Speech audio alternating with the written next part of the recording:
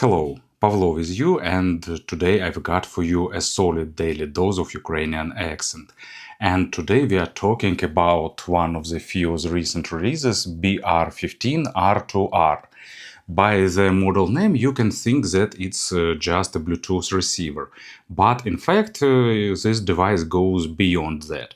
It's more like a standalone DAC because it features a lot of inputs and outputs that makes it much more versatile than just Bluetooth reception. Of course, it supports Bluetooth, it's Bluetooth 6.0, and it supports a lot of modern codecs, and it has a DAC built on this R2R resistive ladder matrix. But it has a coaxial USB input, optical input, it has both single-ended and balanced line outs, so it can be a centerpiece of your audio setup. It has a lot of other great features and a pretty affordable price of just $200. So that all sounds really promising, and let's have a closer look. Box is really well made, traditionally for FiiO, nice polygraphy, bare minimum of information, and just a sticker about color version. And inside everything is also pretty predictable. You'll get device itself, the protective bag, and the box with accessories set. So inside of this box, let me open it. You get a bunch of goodies. So dual RCA cables, remote control with all functions put here, and the power cord, and also Bluetooth antenna is already attached. So as you can see, you're getting all things you will need to make this device up and running. Design reminds a little bit classical Mac Minis and other compact desktop computers, and it will look great both on your table near your computer or somewhere on the shelf in your audio stack. It's built of metal, it's not super heavy, but still it feels like pretty nice metal. Not that type of built like a tank, but still pretty reliable.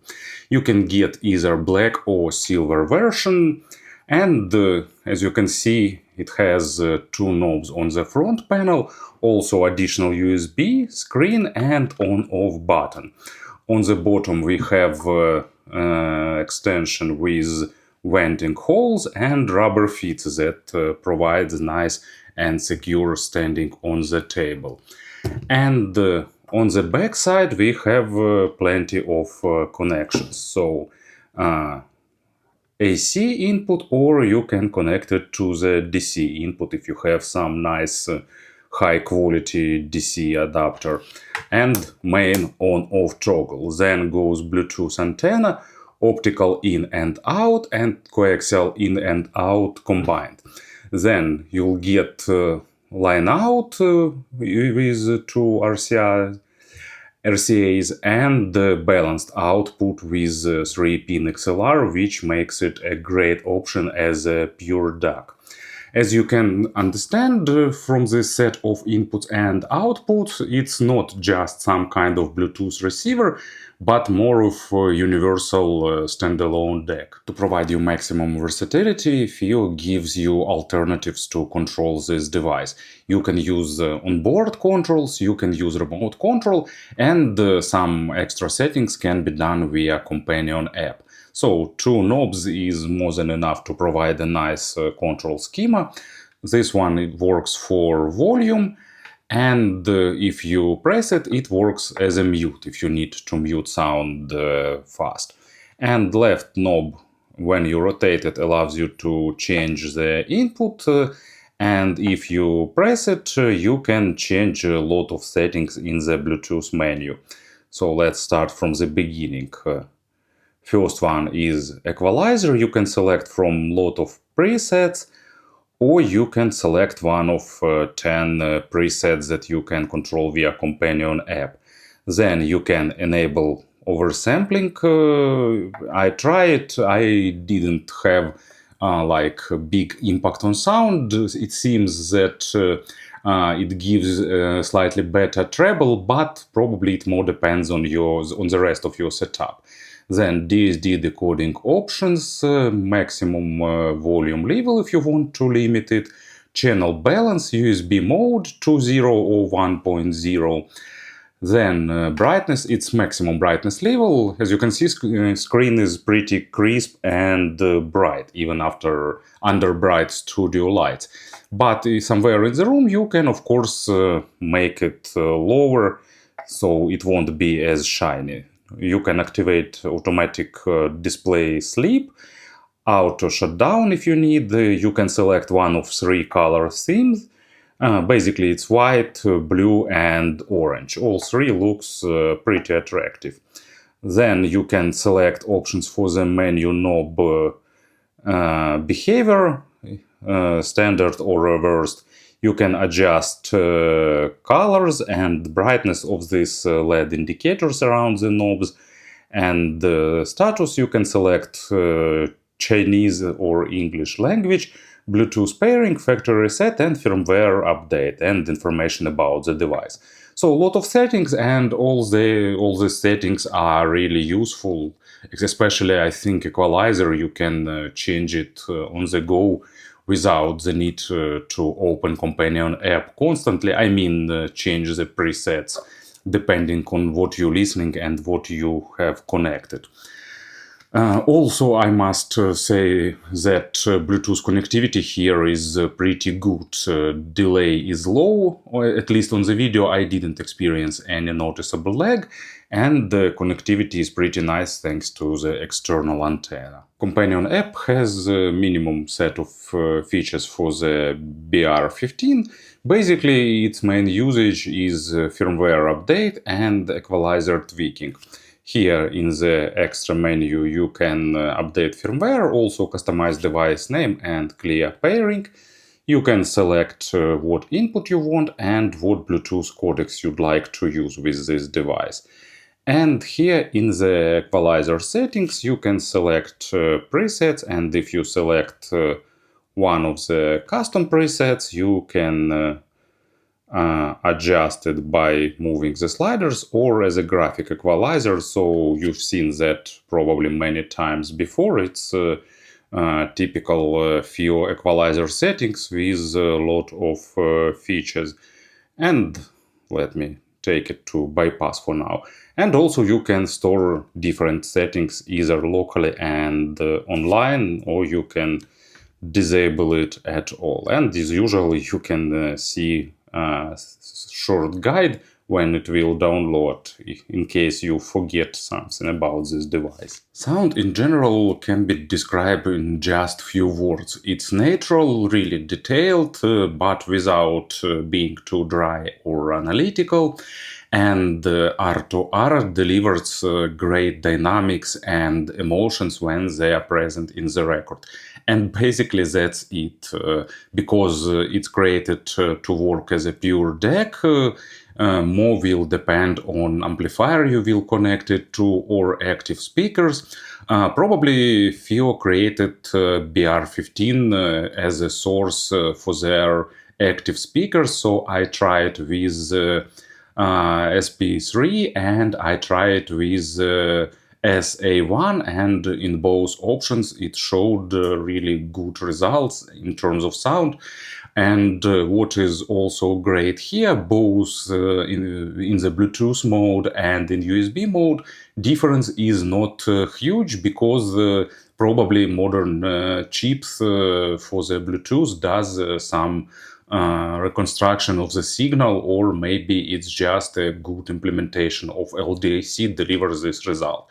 Of course, in the USB mode you'll get better extension on both ends, but it's not a night and day difference as it was before, so you're getting lots of versatility. Also, I tried it with my amplifier and Nu Prime IDA3 and my ELAC speakers. Also really good results, and it's an improvement over built-in DAC of the IDA3. But IDA3 DAC is just like additional feature, not its main signature side. Anyway, of course, probably you need a bit more elaborative description of the sound. Bass is deep, tight, firm. When necessary, it delivers great punch. When it's not necessary, you won't get any coloration. If you need coloration, you can use equalizer, of course, but we are speaking about the default natural position. Good texture, great amount of small details and nuances. Not too much and not too few. For example, Noah Wall down by the Riverside, typical audiophilic recording, and you're getting all nuances of bass here and with great contrast to the mids and high frequencies. And Jason Newsted solo work, Ampossible, lot of bass guitar, really impactful, really juicy and nice drums, and this device delivered with great dynamics and precision, giving you really good type of signature for such styles and genres. Mid frequencies absolutely dependent on the quality of record. Basically, it's really transparent in terms of what goes in, goes out, with good clarity, dynamics, and resolution. Imagery stage is really nice, both with headphone amplifier and headphones, and with speakers. Oh, actually, in speakers, it's not imaginary, it's real stage. Also really nice and well built. And first example, it's Come to the Sabbath by Mercyful Fate. Great nuances of great vocal, and of course guitar work is also nice and precise with good balance of aggression and details. And Marko Hietala solo work, I Am the Way, really nice emotional representation with good dynamics and great emotions portrayal. And the treble is also nice and extended with pretty good layering, but of course it will depend on what you will connect to it. And well balanced without any attempts to make it sharper or recessed, so absolutely uncolored, detailed, and nice. And first example is Layla Martial here. Lot of overtones, female vocal with lot of nuances, and good representation here. And King Crimson, the letters, so a lot of things also goes to the high frequency area, and thanks to a really balanced representation with proper attacks and decays and nice layering, you getting nice sense of immersion into the track. You know, when all this R2R thing started in the personal audio, I was a bit skeptical because I thought that it's an outdated technology and it was resurrected just because of pure marketing hype.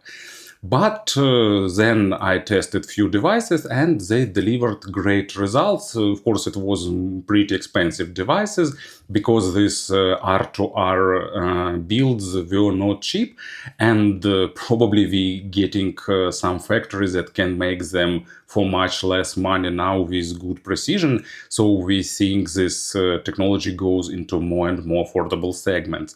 And now I'm pretty convinced that it's a great way to get you more analog type of sound, more organic with good dynamics, and the BR15 is a nice example of that. I did some A/B testing in my big system with LAC speakers, and you know, while in terms of technicality and things like small nuances on bass and treble layering, K9 Pro goes slightly above BR15. In terms of overall musicality and enjoyment, BR15 delivers really nice results. that difference is not huge, not drastic. So I'm really glad that this technology was resurrected. And if you're looking for a pure DAC with a lot of connectivity options and Bluetooth for your system, actually BR15 is a really great option. Probably it misses one feature is HDMI ARC that could be useful for TV watching setups, but for pure music it has everything, all inputs, outputs, lot of useful controls, and really nice sound. Thank you for listening, thank you for your attention, and have a great day.